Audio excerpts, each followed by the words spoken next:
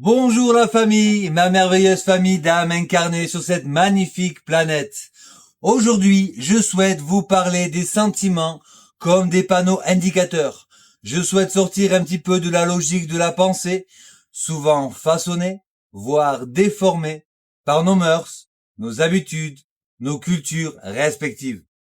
Tout d'abord, je souhaite faire le point sur quelques notions, car nous employons le mot sentiment un peu trop généralement dans la langue courante, englobant les sensations qui sont des signaux physiques, les émotions plus des réactions instinctives, le ressenti qui est une interprétation de ces sensations ou émotions, voire les deux simultanément, et enfin le sentiment plus durable car il est passé par le filtre de la pensée.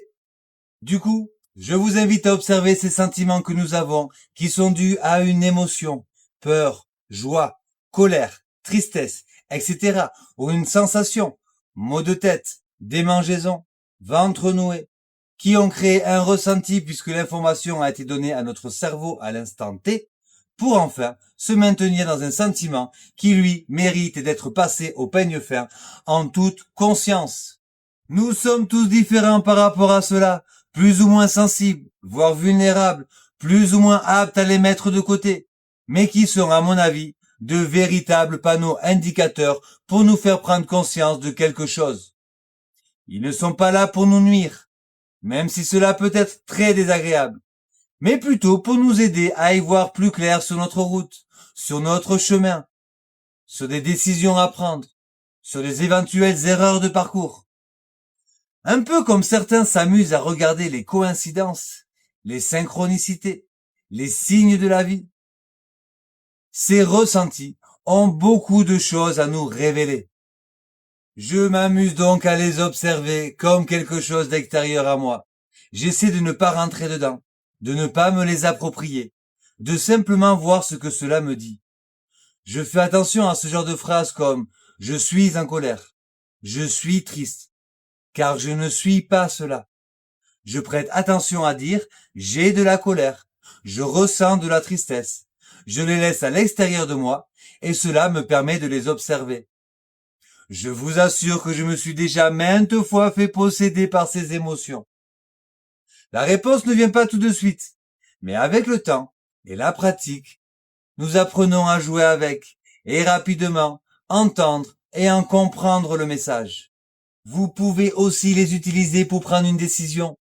Lorsqu'on a un choix à faire, je visualise les deux parties, les deux options que j'envisage pour mon avenir par exemple. Et je me suis rendu compte qu'il y en a une qui paraît plus logique, plus sûre, mais qui me fait pas vibrer plus que ça, même si elle est plus rassurante. Et une autre, souvent totalement inconnue, qui me procure un sentiment positif lorsque je l'imagine. Et dans mes expériences personnelles, je vous assure que d'avoir suivi le ressenti positif de quelque chose que simplement je projetais, même si elle s'accompagnait d'une émotion de peur, souvent due à cet inconnu, et de ne pas suivre la logique de ma pensée, m'a toujours, et je dis bien toujours, apporté plus que je ne l'espérais. Des fois, le sentiment que l'on a, que l'on repère sur une situation vécue ou imaginée, donne plus de réponses qu'une réflexion rigoureuse sur celle-ci.